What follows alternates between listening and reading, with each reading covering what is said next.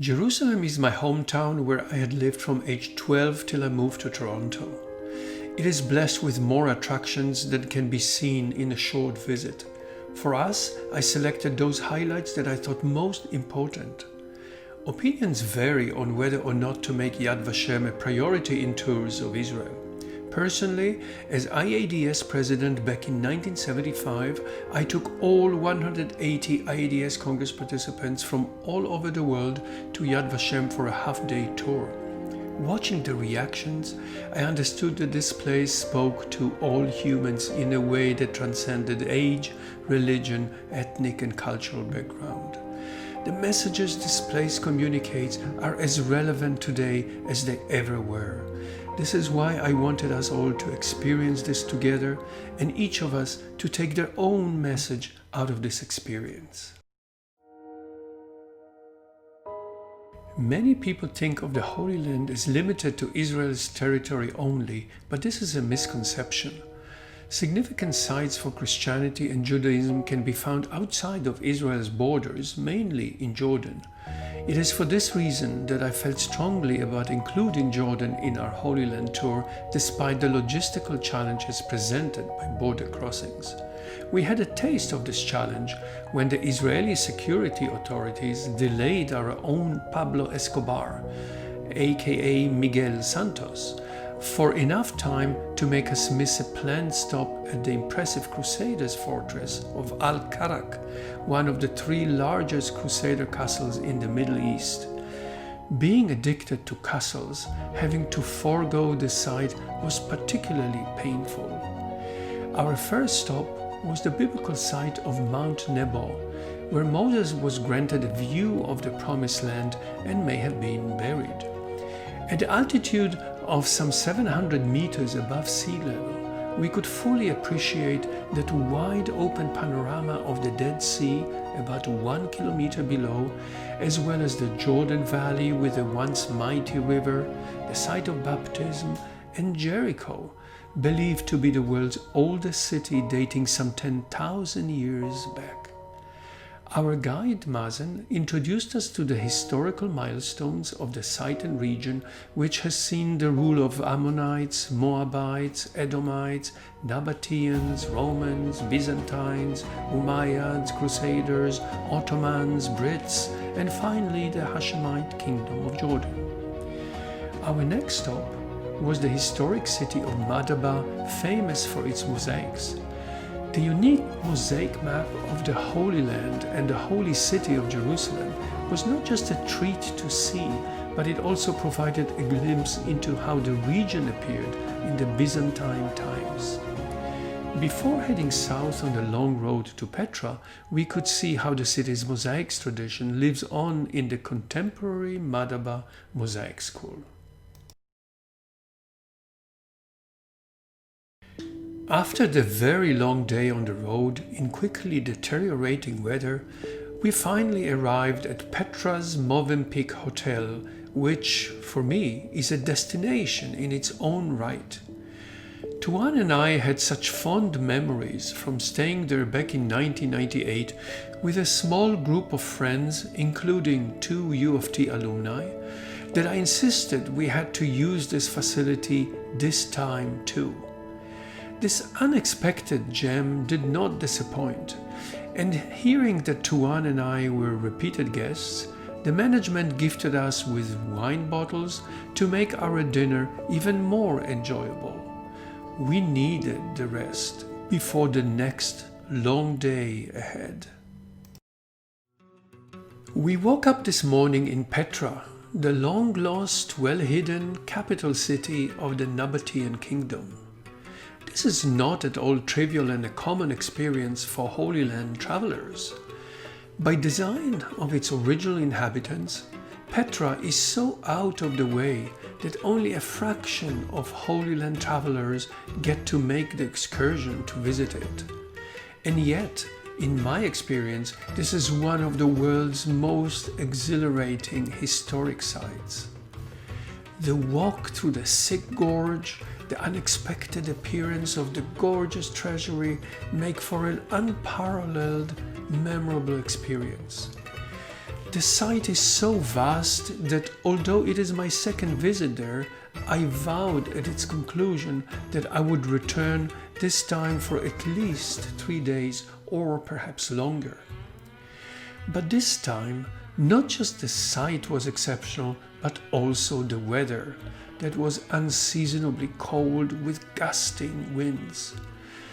I was so relieved to witness how this foul weather did not deter our group's resilient adventurers to explore as much of the vast site as could possibly be managed within the time limits of our visit. In this regard, we overcame our challenges in this site as well as Indiana Jones did his challenges. I have no doubt that next time we all have opportunities to watch Indiana Jones and the Last Crusade, we'll all say, "Ah, look at that! I've been there."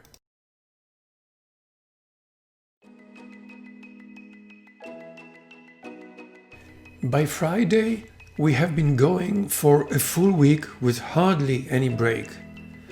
Although I wanted us to experience as much as possible, during planning I listened to Shira's and Noam's advice that more could be less and that some break or free time was necessary. There was no better opportunity for this break than in Jerusalem, where, if so inclined, each of us could select from a variety of activities to do on our own. For example, Pierre, Tuan, Jackie and I decided to explore the underground tunnels at the biblical times city of David. I was very happy when the rest of our group decided to visit Bethlehem, because in my mind, the Church of the Nativity, the oldest continually active church dating back to the 4th century, is one of the must-see places for its universal significance. In her notes from the visit, our own Eileen wrote, "Bethlehem is not about the place, but about the feeling the place brings."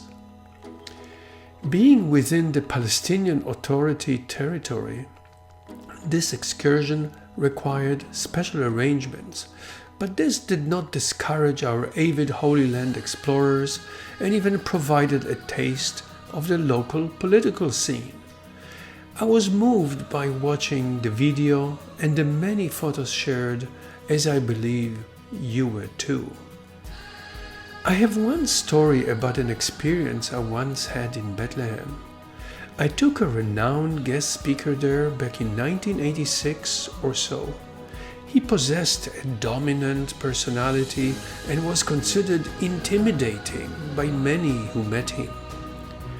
After we visited the Church of the Nativity, we sat down in a small cafe at the square, and my guest started crying like a baby. When he calmed down, he explained that this place brought back memories of his mother and her teachings.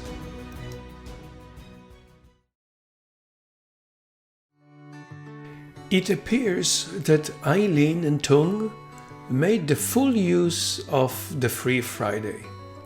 Taking advantage of our proximity to the old city, they ventured into this special place on their own after their return from Bethlehem.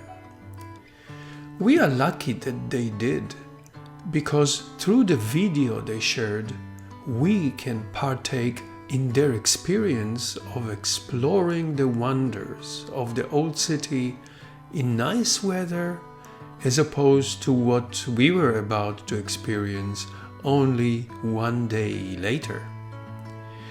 They could enjoy the bustling alleys, abundance of merchandise in the many shops, the exotic foods, spices and sweets, a procession of priests, and men carrying crosses through Via Dolorosa. They even found an Arizona Wildcats t-shirt. From watching Eileen strolling carefree, in one of the world's most cherished sites, I can feel her sense of discovery and relaxation. Although I have been in the old city hundreds of times, I could easily consider just strolling through it like Eileen and Tung every day for the rest of my life. Shimon, thank you for the opportunity for us to join you. Eileen and I really enjoyed the trip, especially the old city. This was one of the biggest highlights of our trip to Israel and Jordan. We love food, and to be able to walk randomly, getting lost in this 1 square kilometer town is just fantastic. There were surprises around every corner. Eileen and I, we got to practice our negotiation and bargaining skills. Now, they drive a hard bargain. You gotta, walk away sometimes and come back and lowball them, but what a fantastic experience. My favorite memory was just looking down at these roads, streets that are hand chiseled, and knowing that a good number of these pieces of stone have been there for thousands of years. The people, the culture, it was fantastic.